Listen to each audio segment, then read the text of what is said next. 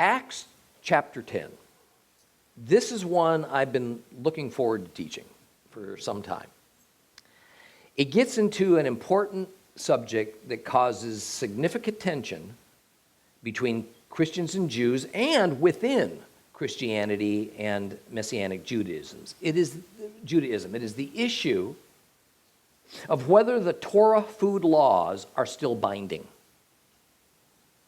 Yet on the other hand, today I'm going to show you that while Acts chapter 10 is used in mainstream Christianity to teach that the Levitical food laws have been abolished, in fact, that's a red herring.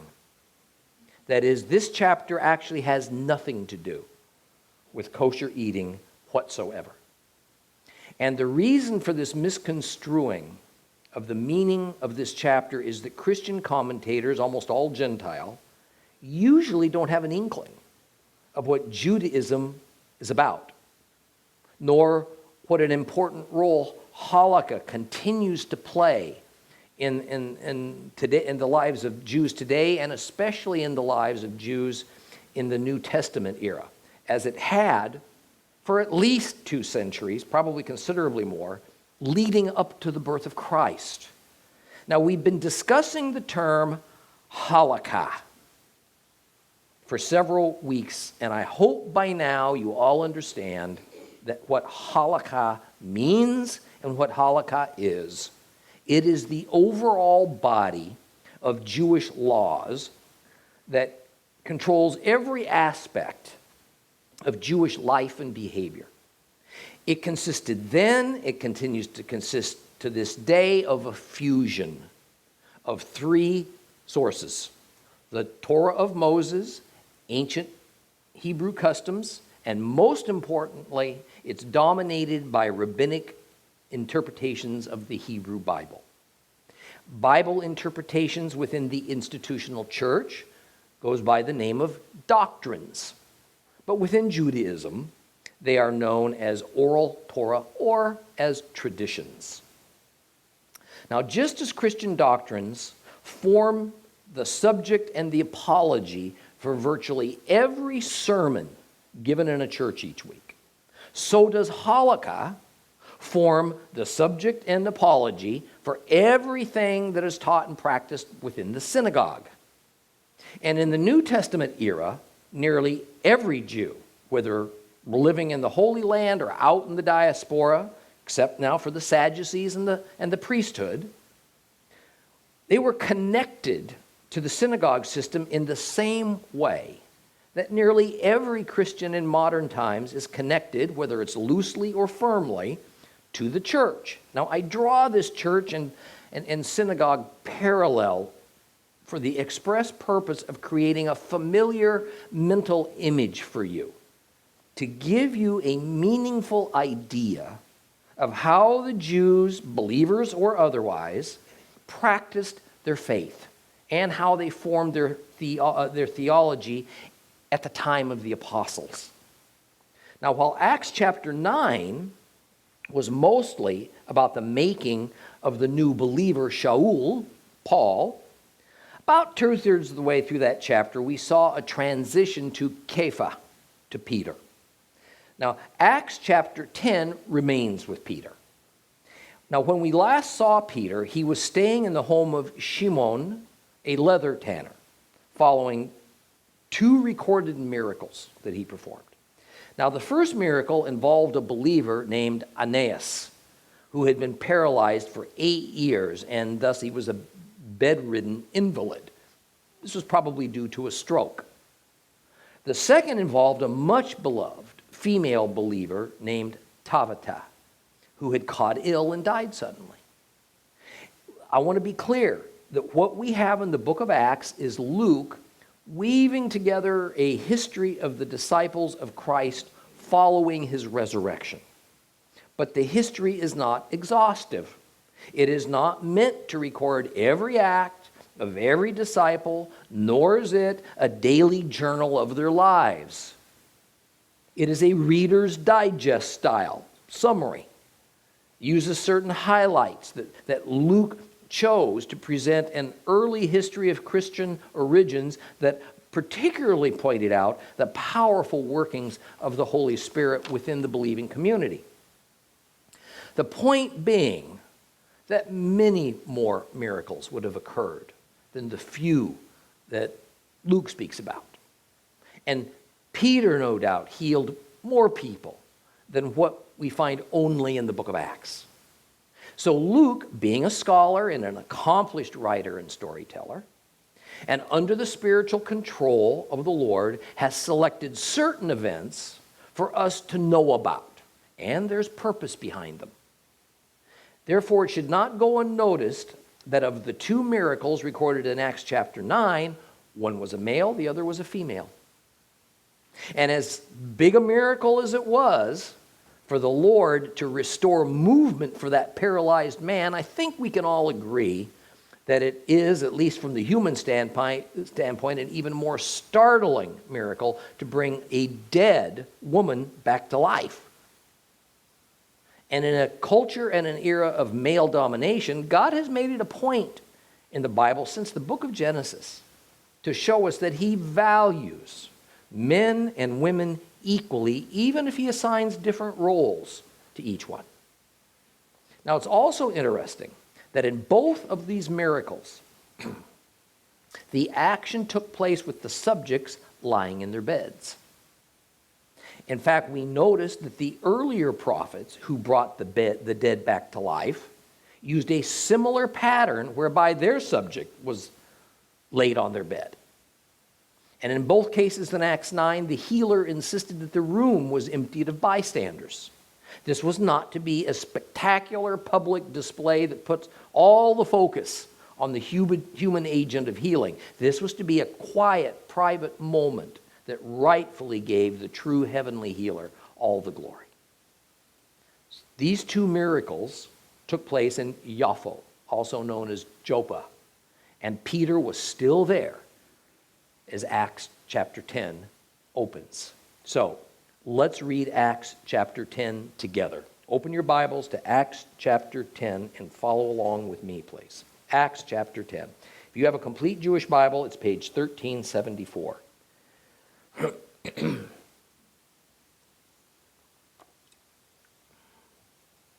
Acts chapter 10.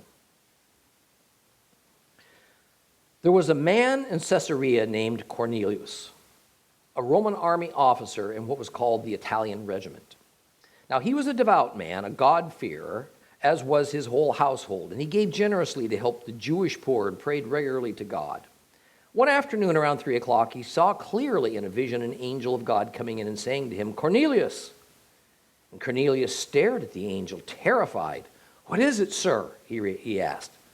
"Your prayers," replied the angel, "and your acts of charity have gone up into God's presence, so he has you on his mind. Now send some of the men to Joppa to bring back a man named Shimon, also called Kepha. He's staying with Shimon, the leather tanner, who has a house by the sea." And as the angel that had spoken to him went away, Cornelius called two of his household slaves and one of his military aides, who was a godly man. He explained everything to them and sent them to Joppa. Well, the next day about noon, while they were still on their way and approaching the city, Kepha went up onto the roof of the house to pray. He began to feel hungry. He wanted something to eat. But while they were preparing the meal, he fell into a trance in which he saw heaven opened and something that looked like a large sheet being lowered to the ground by its four corners. In it were all kinds of four-footed animals and crawling creatures and wild birds, and a voice came to him, "Get up, Kepha, slaughter and eat." Kepha said, "No, sir, absolutely not. I've never eaten food that was unclean or treif." And the voice came to him a second time, "Stop treating as unclean what God has made clean." Now this happened 3 times. Then the sheet was immediately taken back up into heaven. Now Kepha was still puzzling over the meaning of the vision he had seen, when the men Cornelius had sent, having inquired for Shimon's house, stood at the gate and called out to ask if the Shimon known as Kepha, that's Peter, was staying there. And while Peter's mind was still on the vision, the Spirit said, 3 men are looking for you. Get up, go downstairs, have no misgivings about going with them, because I myself have sent them. So Kepha went down and he said to the men, "You are looking for me. Here I am. What brings you here?" They answered, Cornelius. He's a Roman army officer, an upright man, a God-fearer, a man highly regarded by the whole Jewish nation. He was told by a holy angel to have you come to his house and listen to what you have to say. So Kepha invited them to be his guests. Well, the next day he got up and went with them, accompanied by some of the brothers from Joppa.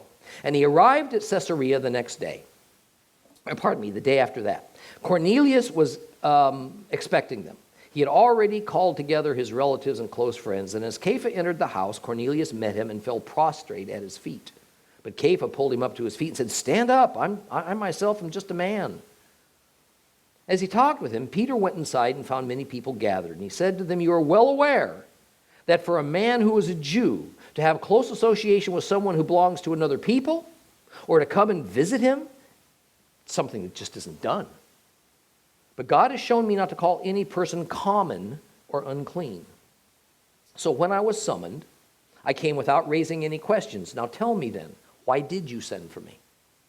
Cornelius answered, 3 days ago around this time, I was at Mincha prayers in my house, when suddenly a man in shining clothes stood in front of me, and he said, God has heard your prayer and remembered your acts of charity. Now send to Joppa and ask for Shimon, also known as Kepha. He is staying in the house of Shimon, a leather tanner by the sea. So I sent for you immediately, and you have been kind enough to come. Now, all of us are here in the presence of God to hear everything the Lord has ordered you to say. Then Kepha addressed them. I now understand God does not play favorites, but that whoever fears him and does what is right is acceptable to him, no matter what people he belongs to. Here is the message that he sent to the sons of Israel, announcing shalom through Yeshua the Messiah, who is Lord of everything. You know what has been going on throughout Judah, starting from the Galilee after the immersion that Yochanan, John, proclaimed. How God anointed Yeshua from Nazareth, with the Ruach HaKodesh, the Holy Spirit, and with power. How Yeshua went about doing good and healing all the people oppressed by the adversary because God was with him. As for us, we are witnesses of everything he did, both in the Judean countryside and in Jerusalem. They did away with him by hanging him on a stake. But God raised him up on the third day and let him be seen, not by all the people, but by witnesses God had previously chosen, that is, by us, who ate and drank with him after he had risen again from the dead. Then he commanded us to proclaim and attest to the Jewish people that this man has been anointed by God to judge the living and the dead. All the prophets bear witness to him, that everyone who puts his trust in him receives forgiveness of sins through his name. Kepha was still saying these things when the Holy Spirit fell on all who were hearing the message. All the believers from the circumcision faction who had accompanied Kepha were amazed that the gift of the Ruach HaKodesh was also being poured out on the Goyim, on the Gentiles, for they heard them speaking in tongues and praising God. Peter's response was, is anyone prepared to prohibit these people from being immersed in water? After all, they have received the Holy Spirit just as we did. And he ordered that they be immersed in the name of Yeshua the Messiah. Then they asked Kepha to stay on with them for a few days.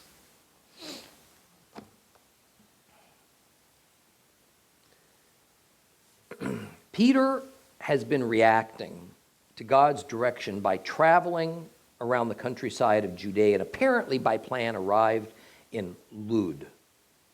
But unexpectedly, he had been called from Lud to Joppa. Now, equally unexpectedly, he's about to be called from Joppa to Caesarea Maritima, in earlier times known as Strato's Tower. Now, here we witness a sea change occur in the history of the Bible and in the history of redemption, as Gentiles are suddenly no longer only pictured as the antithesis and the opponents of the Hebrews, but suddenly Gentiles are the targets of God's mercy. He wants them fully included in his kingdom that will be ruled by a Jewish Messiah and King, Yeshua. Although in chapter 8, we saw the disciple Philip bring Christ to the Ethiopian Gentile, here we have a most unlikely candidate who has opened his heart to the God of Israel, Cornelius, who's a Roman army officer. Now, what is so fascinating is that a Roman soldier was emblematic of the oppression that the Jews were suffering under. It was Roman soldiers that the Roman government counted on to bring the Roman ways to the many foreign nations that formed the Roman Empire. Thus, every Roman-controlled nation had garrisons of Roman soldiers stationed there, especially if there was resistance to Roman occupation, as there was by the Jews. So, if you were a Jew hearing about what Peter did in going to Cornelius, you would have been even more astounded and angrier than when these same Jews learned of the believers' outreach to those filthy half-breed Samaritans. Now, can you imagine what the other Jews would think if a Jew in the Nazi death camps went to a Nazi guard, showing him kindness, sharing with him that righteousness could be his and he could become part of the community of God if he trusted the God of the Jews? This is a reasonable analogy of what's happening here with Peter and Cornelius and why it was so controversial. Cornelius was a centurion. That means he was a commander of 100. Centurions were the glue that held the Roman military together. 6 of these units of 100 men each formed what was called a cohort. 10 cohorts formed a legion of 6,000 fighting men. Luke, in fact, tells us of the specific cohort that Cornelius belonged to, the Italian regiment. A centurion usually receives 10 times the pay of a common soldier. But even more, centurions had a seniority system. So they weren't all of an equal rank, even though they all held the same title. When we see here that Cornelius had a couple of slaves, it meant he was probably one of the more senior centurions, and so he had a little more wealth. Well, it's logical that this military unit was stationed in Caesarea Maritima because it was the Roman center of government for ruling the province of Judea. And at this time, Caesarea was majority Gentile Roman, although it had a sizable Jewish population as well. Now, Cornelius is given a glowing portrayal using 4 descriptive characteristics. First of all, it says he was devout. This means that he was faithful to God and he'd led his household in the same way.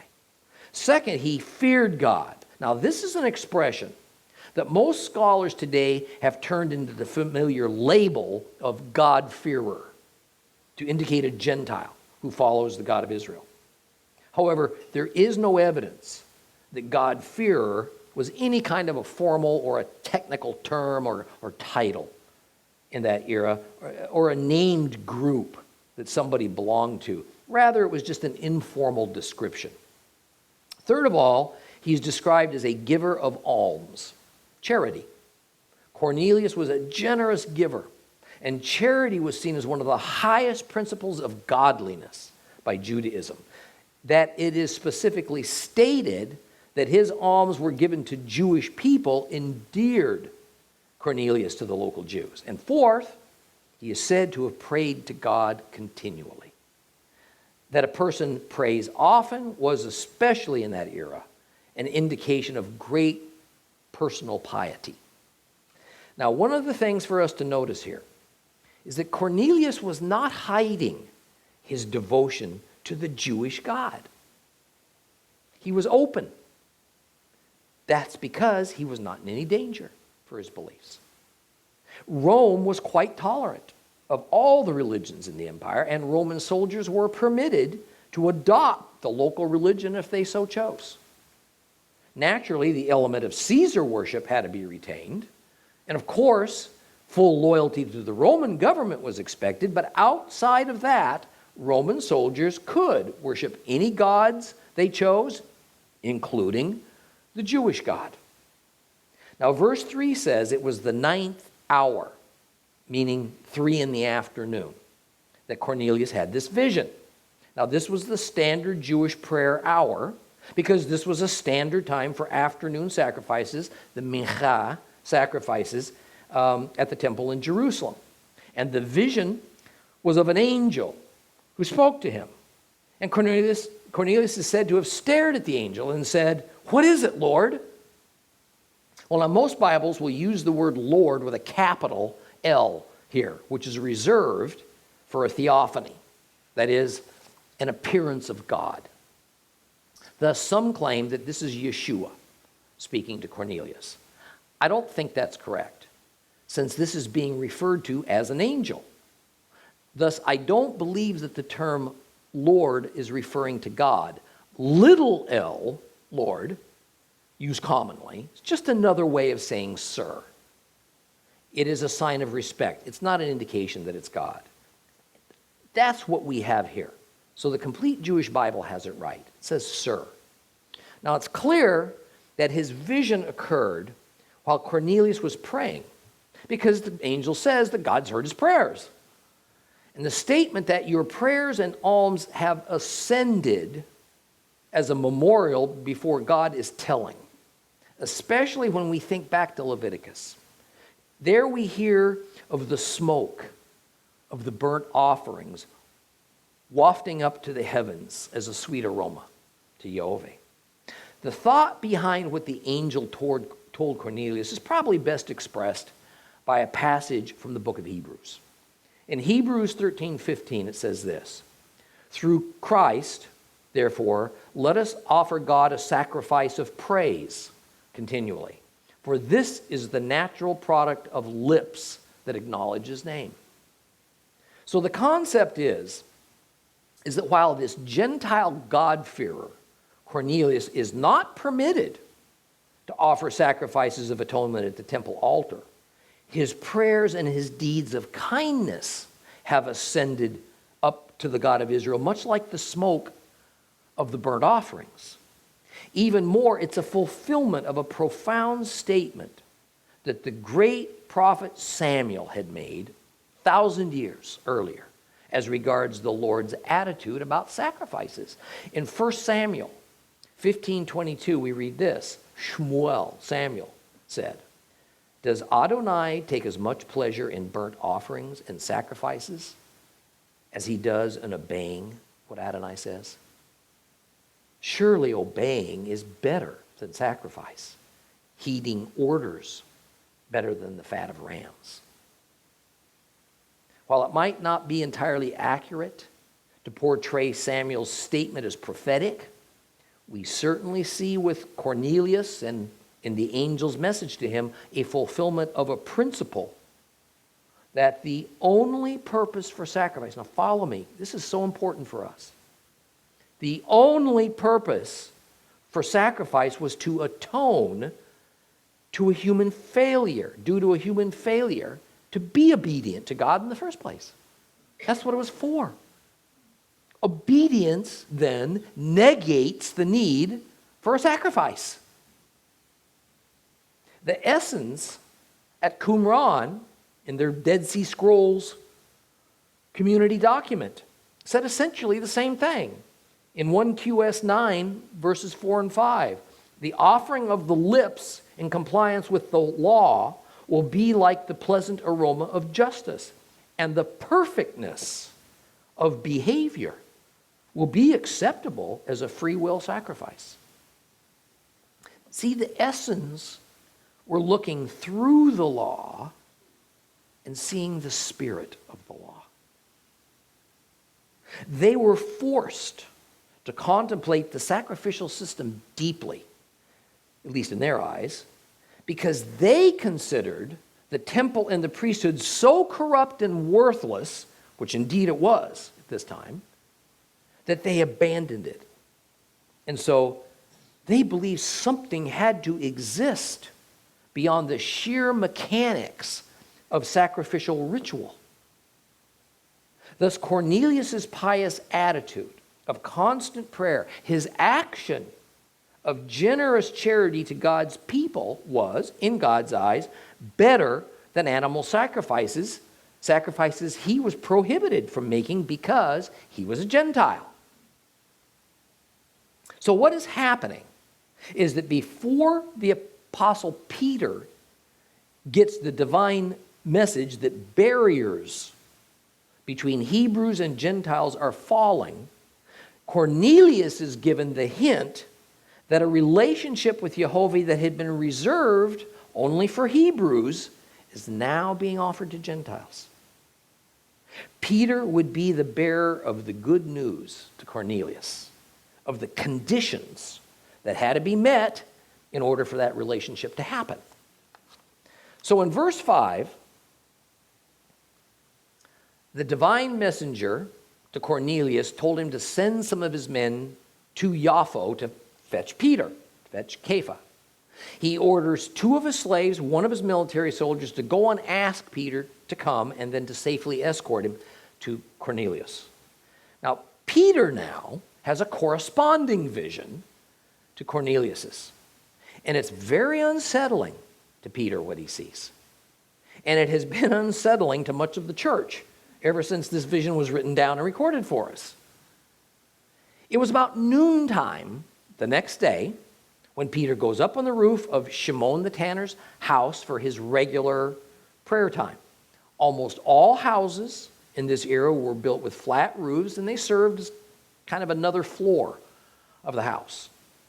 Now, going up there gave Kepha some privacy. Now, verse 10 is actually one of the most overlooked but key passages in this chapter.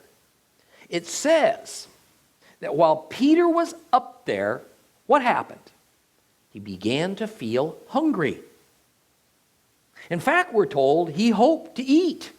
And further, that downstairs a meal was being prepared. So where was Peter's mind when he went up to the roof to pray? It was on food. This is the natural context to the vision Peter's going to receive. So while he's up on the roof, hungry, fixated on food, he goes into what the Greek says is ecstasis. Ecstasis. It's where we get the English word ecstasy or ecstatic from.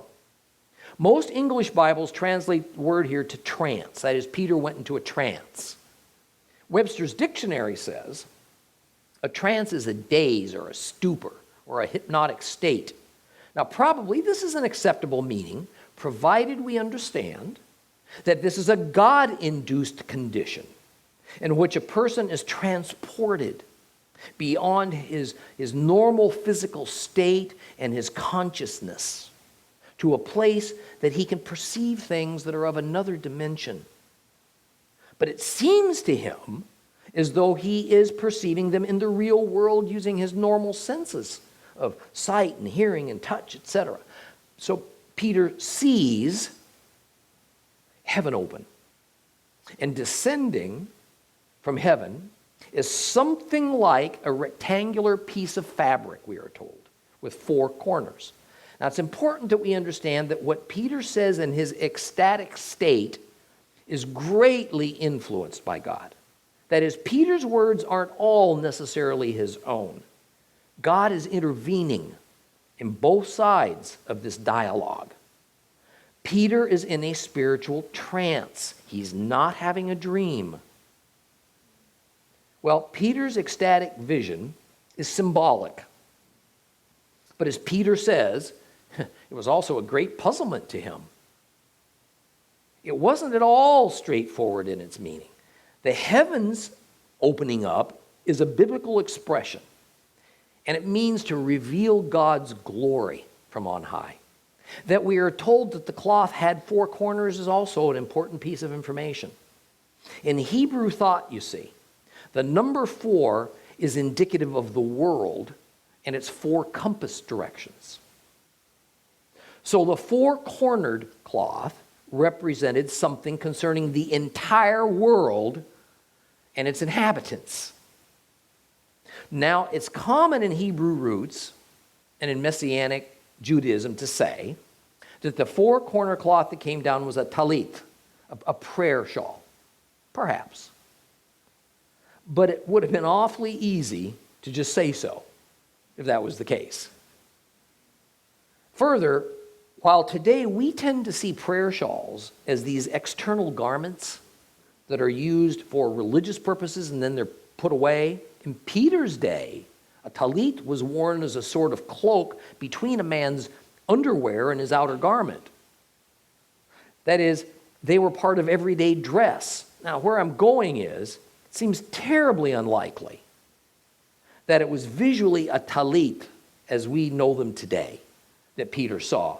Thus, it's described as something like a large sheet or piece of cloth.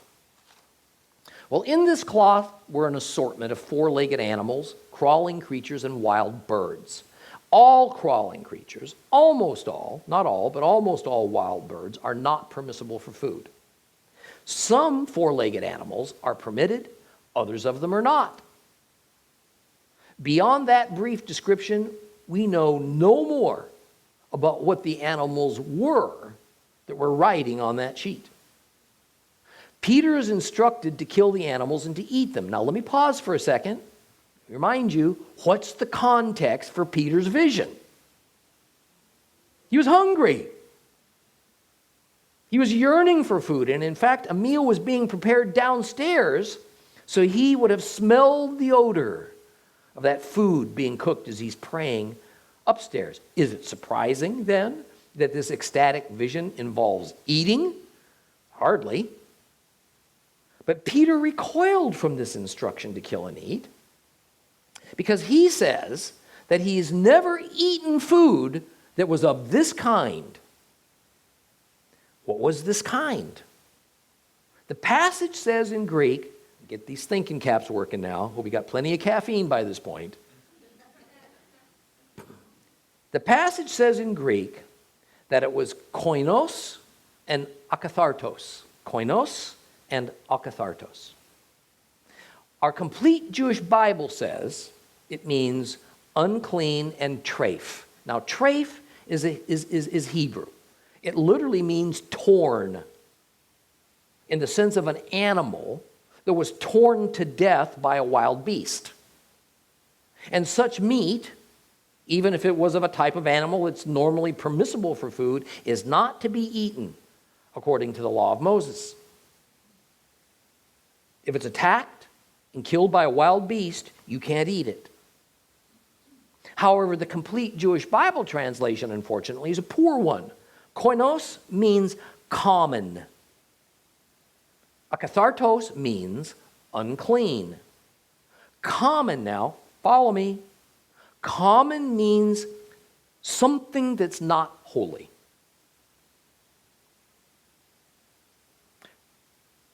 Unclean means something that's not ritually pure. Common and unclean are entirely separate issues, and they are treated differently by God's laws. However, in reality, what we see here is Peter making a response that likely is some kind of a combination of citing God's Torah law and citing tradition. But as we're going to also shortly see, that's where it really gets hard. There is a disconnect between the terms that Peter uses versus the kosher status of the animals offered as food. You see, to begin with, there is nothing in God's law against eating something that's called common. In fact, the term common is not even used in reference to food. It's not used. Common is not a food classification. Mysterious. Yet we find that word used here in the conversation. On the other hand, there is indeed a prohibition against eating something unclean. Now, in a few verses, next week actually, when we see what the conversation between Yehovah and Peter meant, if we understand both the Greek terms koinos and akathartos, and we understand halakha, this all becomes much clearer. So let me say it another way. The issue facing Peter is primarily about halakha. But since halakha consists of the actual Torah of God, plus traditions, plus customs, then we have to untangle something that to Peter's mind was supposed to be tangled. That is that Peter and Judaism made and continue to make little practical differentiation between the Torah of Moses, traditions, and customs. They are all essentially seen as one and the same. And to help us grasp that, I'll just point out that Christianity generally sees Holy Scriptures and church doctrines as one and the same, even if Christians don't always consciously consider the effect of such an attitude. Now stay with me, this is really important. The Torah of Moses shows us that all objects, including people, are in God's eyes in one of three states: holy, holy, common, or unclean. Holy, common, or unclean. That's it. Holy means set apart for God. Common means things that are not set apart for God. But that doesn't in any way mean common things are evil or wrong. It just means that these common things aren't given the special status of holy. Unclean now speaks of things that would be otherwise acceptable to God, but for any number of reasons, they are in a state of ritual impurity. And in this state of unclean, they can't be used for service to God. Thus, where the complete Jewish Bible will use the word unholy, instead where it should use the word common, that's not entirely wrong, but it is an incorrect translation of the Greek word, and it creates the wrong impression. For a Gentile Christian especially, unholy, think about what that word means to you. Unholy. It presents a mental picture of something being wicked or bad, something that's opposed to God. Common does not mean wicked. So as we think of the term common in our day, it also doesn't mean unholy. Now, in biblical terms, Gentiles are common, Hebrews are holy. See, Hebrews are imputed with a status of holy because, beginning with Abraham, the Lord set the Hebrews apart from all other people on this earth. Other people on this earth are who? Gentiles. He set apart the Hebrews for himself. Being set apart for service to God is the definition of holy. Gentiles having a status of common does not mean that Gentiles are bad. And it certainly does not mean that they also automatically have the status of unclean. Rather, Gentiles just aren't sanctified, just aren't holy, not set apart for God. Of course, Christ provided a means for Gentiles to cross over that status barrier, and that is what Peter was soon to find out. But Peter's response to God's instruction to kill and eat is also somewhat mysterious, assuming Luke has chosen the proper words to record this event, and I assume he did, since this is God-inspired. That is, when it comes to describing whether edible items, food, are God-authorized food for Hebrews, that is, they're kosher, then the issue is whether that food is categorized as either permissible or prohibited. If it's prohibited, then it is simply not food. Ever. If it is permissible, well, it's food. However, there is no category called common as regards food, except in a kind of offhanded way and in one instance. And this reality is central to the meaning of our story. I don't want to complicate matters too much, but if I don't say something, I'm going to get some bad email.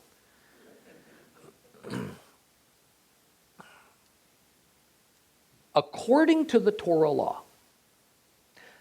some of the meat and produce that's brought by Hebrews for sacrifice was to be set apart and given to the priests as payment for their services. This all depended on what kind of sacrifice it was. It depended on the occasion. This particular portion had to be eaten only by priests. And usually it even had to be eaten at the holy precinct, meaning the temple grounds. Thus, this food portion for the priests was considered especially holy, set apart. Now, if, for instance, the sacrifice was a lamb, and some of it went to the priests, then it was considered and called holy food. But if a lamb was not used for a sacrifice, and just a regular Hebrew killed it and cooked it and ate it for a meal, then it was not holy food because it hadn't been dedicated to God. It was perfectly kosher food, it just wasn't holy.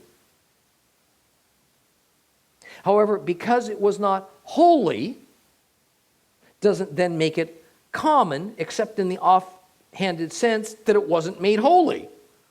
Isn't that easy? So the important point is this: common is not a food category. Common isn't a term applied to food. It is only that regular Hebrews could not ever eat holy food, food set apart for priests. If they did, that was a grievous sin.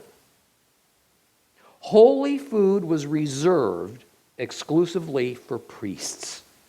And the only holy food was food that had been offered for a sacrifice at the temple. You with me? So when Peter says he's never eaten common, koinos, food, it doesn't make any sense. Since common isn't a food word in the first place. And besides, all Hebrews, except for priests, only ever ate food that wasn't holy. So if common is just semantics, indicating food that had not been set apart as holy for the priests, then it further is confusing. Even worse, because the only food Peter could ever have eaten was common, not holy food. Yet Peter insists he's never eaten common food. What did Peter ever eat?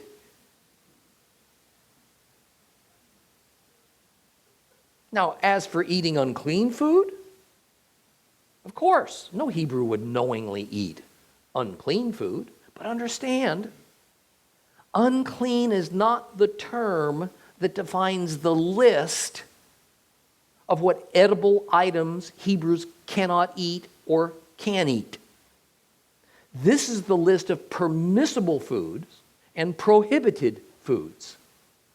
For instance, a cow is permitted, but a horse is prohibited for food. But that's not the same thing as clean and unclean. Totally different. See, the biblical Torah food rules work like this.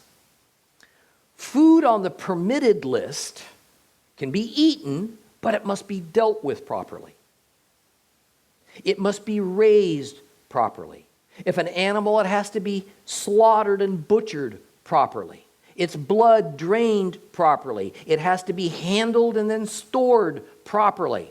If the permitted food item, perfectly permitted food item, is not dealt with properly, now it can become defiled. So it's unclean. So clean and unclean doesn't define which things are allowed for food. It only deals with the handling of permissible food. Handle food wrong, it becomes unclean. What has made this so difficult for Gentiles, and many Jews as well, by the way, to understand is In the usual way of conversation and speaking, the terms unclean and prohibited have become all mixed up and interchangeable. And this gets very confusing. I'm not going to go on with this because I don't want to get too bogged down, but it really matters greatly in our story. So for certain, when we look at the original Greek, Peter says he has never eaten common or unclean food. Two different things. And because it was animals and not produce in the sheet, of the Lord's sheet, obviously Peter means he's never eaten common or unclean meat. Yet that presents a problem since Peter isn't a priest. So the only meat he's ever eaten was common if you take it in the sense of meaning not holy. So what gives? Now, I sure hope you're focusing and paying attention because now it gets a bit more complicated. God responds to Peter's refusal to kill and eat what is in the sheet from Lord down from heaven by saying, Peter should not call common, koinos, that which God has made clean, kathartos. Our complete Jewish Bible has it wrong. It is just translated wrong when it says, stop treating as unclean what God has made clean. That's not what it says. That is, the complete Jewish Bible makes it sound that something was formerly unclean, but now God has cleansed it. Rather, that is not what the passage literally says, and it's not what the passage means. Rather, the Lord is literally telling Peter not to call common things unclean. Do not call common things unclean.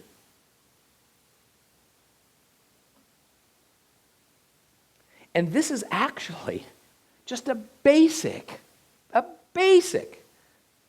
Torah principle. Common things are merely common. From the Torah perspective, common things in their natural state are clean. Common things were not created unclean. Common things are not considered unclean by God, and only become unclean if they are improperly used or ritually defiled. Once again, the term common does not apply to the issue of kosher animals that are fit for food for God's people. So on the surface, man, we have a conundrum here. The words do not seem to be coherent. That's why translators changed it all around, trying to make sense out of it.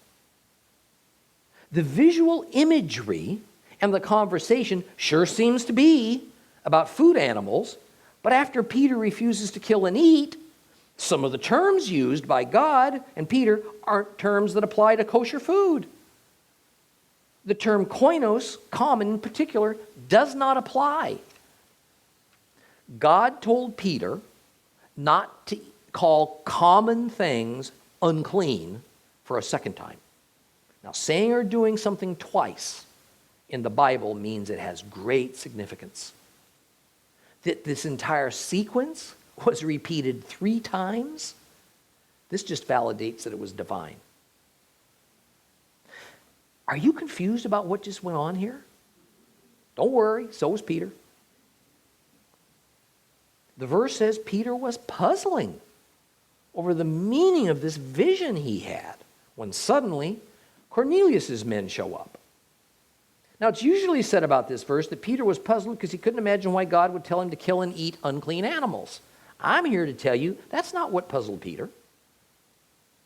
His confusion was that while food at first seemed to be the topic, suddenly the terminology of the conversation switches midstream, and the terms not used for food suddenly start to be used, both by God and by Peter.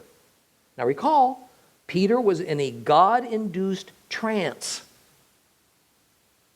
So what came out of his mouth wasn't necessarily his own.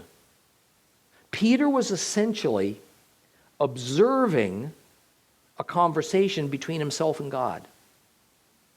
In a few more verses, Peter is finally going to understand what this bewildering, ecstatic vision was all about.